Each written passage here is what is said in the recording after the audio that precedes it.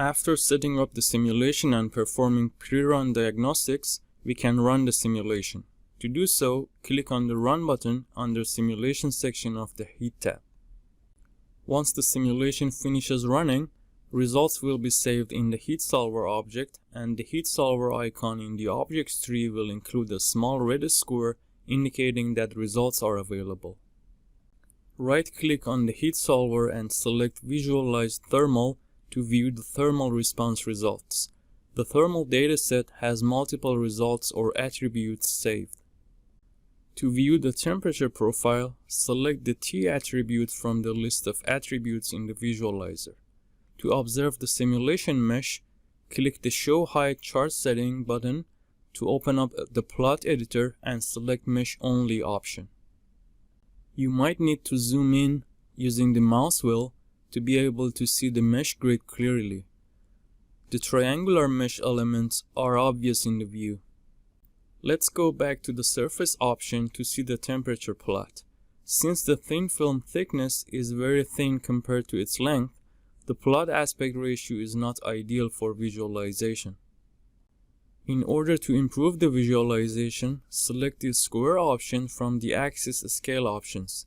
This option will change the aspect ratio of the image to make the length of the plot equal in both axes.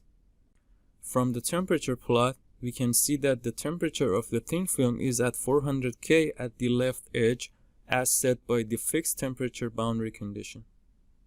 However, as we move towards the right, the convective boundary condition on the top and bottom boundaries start to cool the film, and the temperature slowly goes down, reaching the lowest value at the right edge of the thin film.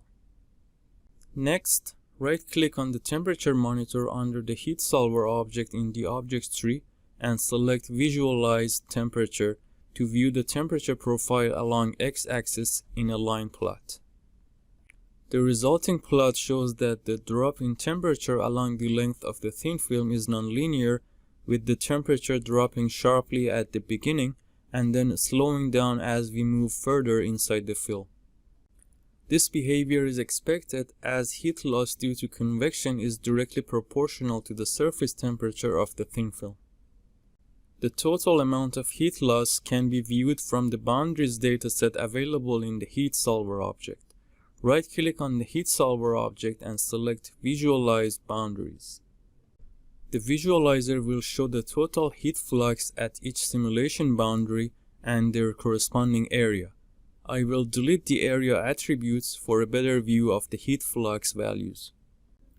Heat leaving the simulation region is reported as negative, and heat entering the simulation is reported as positive.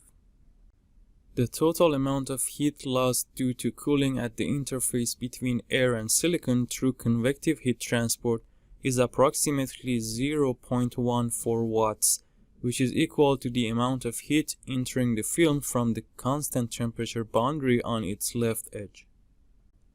Note that these values are calculated by considering the width of the thin film as defined in the solver settings by the normalization length parameter.